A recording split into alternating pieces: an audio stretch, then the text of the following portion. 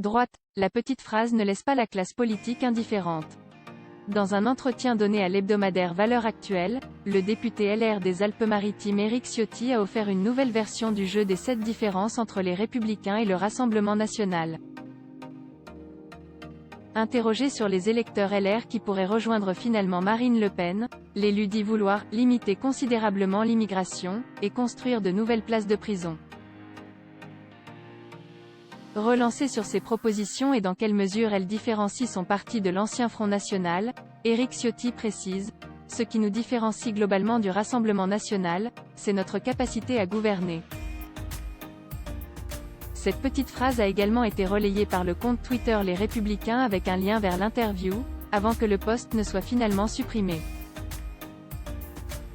Cela n'a pas empêché de nombreux élus de s'en saisir et de la dénoncer, notamment au sein de LREM. Contrairement à l'eurodéputée Nathalie Loiseau qui a vu la simple confirmation de « la feuille de papier à cigarette » qu'il y a entre Éric Ciotti et le RN, le président du groupe à l'Assemblée nationale, Christophe Castaner, s'est lui étonné sur Twitter de cette orientation. « Je ne peux pas croire que les Républicains s'alignent sur le Rassemblement national et sortent du champ républicain », a notamment écrit l'ancien ministre de l'Intérieur, appelant Christian Jacob et Damien Abad, respectivement président de LR et président du groupe LR à l'Assemblée, à une réaction.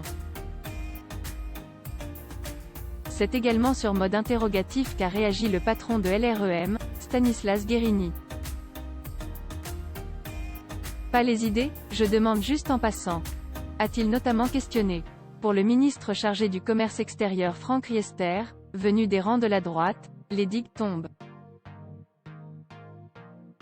Comment un parti qui s'est baptisé les Républicains peut-il à ce point tourner le dos aux valeurs de la République? A-t-il lancé sur Twitter. Ces gens-là n'ont rien appris de l'histoire. À gauche, élus insoumis et EELV ont également rebondi sur cette déclaration. L'eurodéputé LFI Manon Aubry faisant son « adieu » à la droite républicaine et aux républicains qui « assument désormais ouvertement leur mariage avec l'extrême droite ». Son confrère de l'Assemblée nationale, Éric Coquerel tensant à son tour un copier-coller. Ces gens-là n'ont rien appris de l'histoire.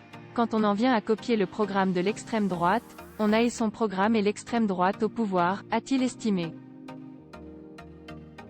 Une proximité idéologique également visée par Yann Brossa qui s'est lui fendu d'un « bonnet brun et brun bonnet ». Le candidat EELV au régional en Auvergne-Rhône-Alpes, Éric Piolle, a dénoncé de son côté l'opportunisme de l'élu des Alpes-Maritimes, marquant à son tour sa différence. Ce qui nous différencie globalement des Républicains, c'est notre capacité à tenir bon sur la République et à ne pas vendre notre âme pour 2 sondages, a-t-il pensé. Marine Le Pen prête à faire des compromis. Pour le moment, cette interview n'a pas donné lieu à des réactions notables de la part d'élus LR. L'entretien intervient néanmoins dans un contexte particulièrement fracturé à l'approche des régionales. Alors qu'en Provence-Alpes-Côte d'Azur, la candidature a tourné à la guerre fratricide entre Renaud Muselier, partisan d'une alliance avec LREM, et Éric Ciotti, en Bourgogne-Franche-Comté, l'alliance avec Debout la France, le parti de Nicolas Dupont-Aignan, a fait grincer des dents et entraîné la démission du secrétaire et de la présidente de la section LR de la Nièvre. Quant à la première intéressée, Marine Le Pen, elle ne se dit guère surprise. Contactée ici par le HuffPost, elle estime qu'une partie des Républicains est depuis longtemps dans le giron du RN. À un moment, il va falloir qu'ils choisissent entre les LR macronistes décomplexés ou qu'ils acceptent de parler avec des gens qui disent la même chose qu'eux, mais depuis bien longtemps, dit-elle. Avant d'ajouter en réaction aux propositions d'Éric Ciotti sur l'immigration et la délinquance, « Je suis prête à faire des compromis, mais ces idées ne m'obligeraient même pas à en faire ».